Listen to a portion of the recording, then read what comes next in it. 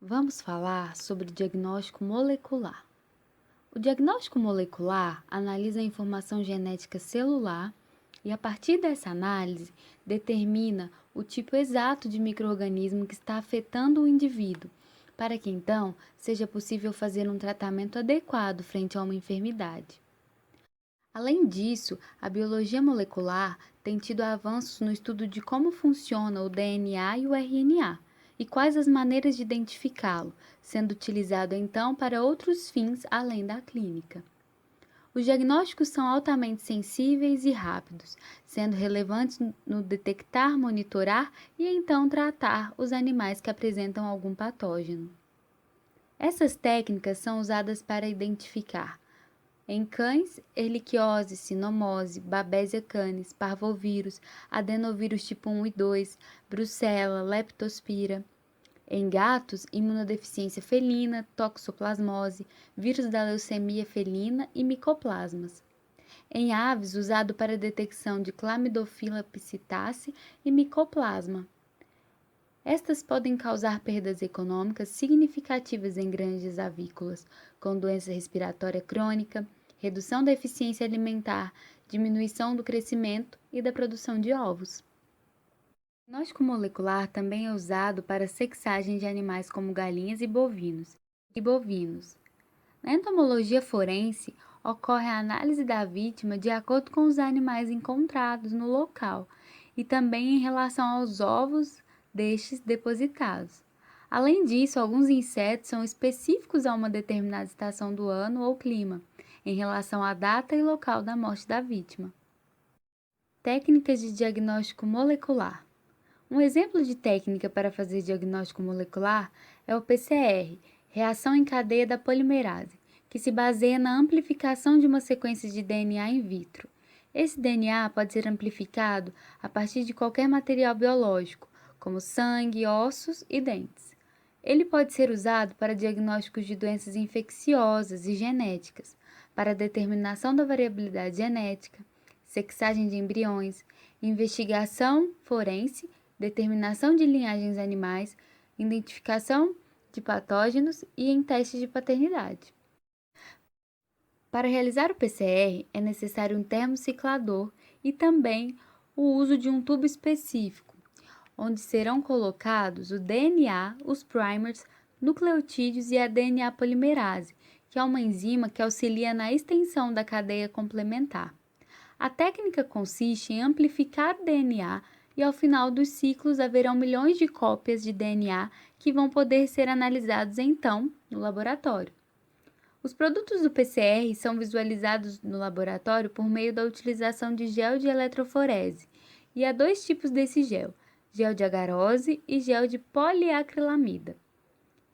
Esses exames são rápidos, com alta sensibilidade, e por isso o laboratório deve ser confiável, já que a precisão do resultado é de extrema importância para um diagnóstico específico sobre o que acomete o animal e para o decorrer de medidas a serem tomadas.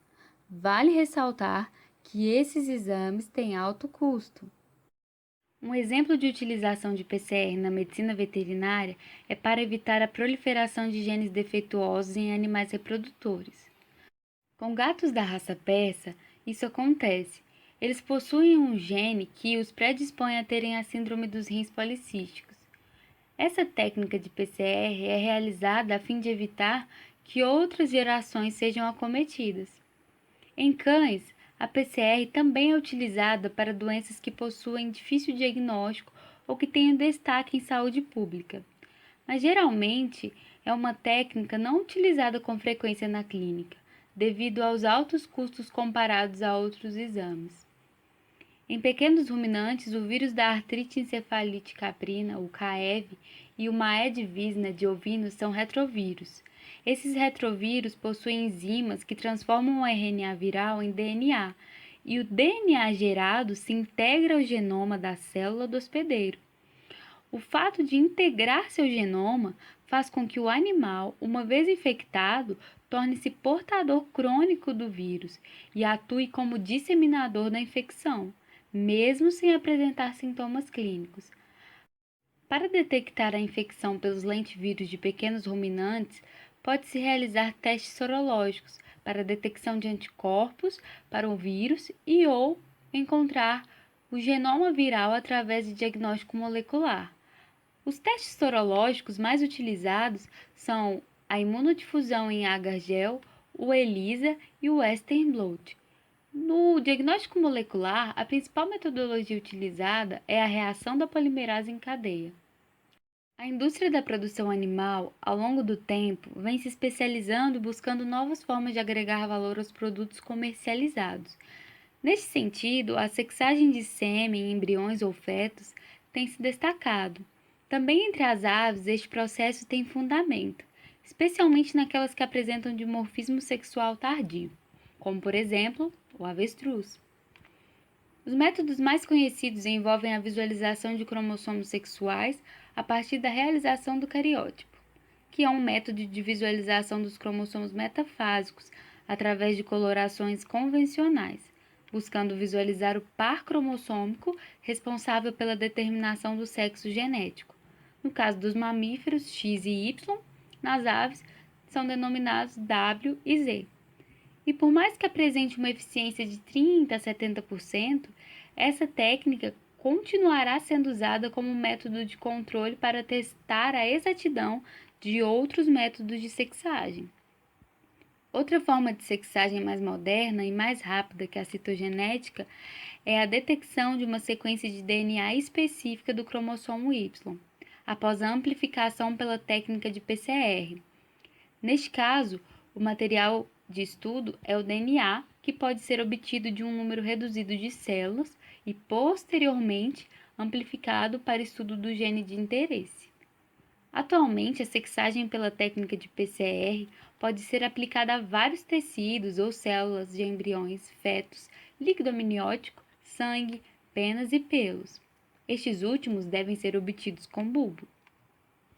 Considerando que o sexo genético é determinado pela presença do cromossomo Y nos mamíferos, a detecção de um gene específico para este cromossomo é a base para a técnica. Já foram descritos vários genes nessa situação, mas o SRY é o mais conhecido como fator de diferenciação testicular. São conhecidos vários outros genes importantes para a determinação sexual dos mamíferos, e qualquer que seja o gene escolhido deve ser específico do cromossomo Y e ter sequência conhecida para que possa ser amplificado. O melhoramento genético animal evoluiu por meio de estudos de genes ligados a características morfológicas que são geralmente de fácil visualização e identificação.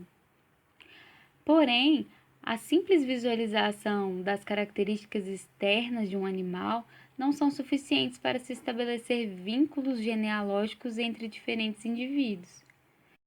A utilização de recursos como inseminação artificial e a transferência de embriões que resultam no comércio expressivo de um material genético, sêmen e embriões, pode favorecer erros ou mesmo fraudes no registro genealógico, aumentando a demanda por resultados precisos da paternidade. A identificação incorreta de um animal em relação à progenie resulta em valores genéticos incorretos, os quais refletem uma produção diferente daquela esperada. Afinal, é possível atentar-se para a relevância do diagnóstico molecular para diversas áreas e diferentes interesses, até mesmo para o desenvolvimento e progresso da própria genética molecular.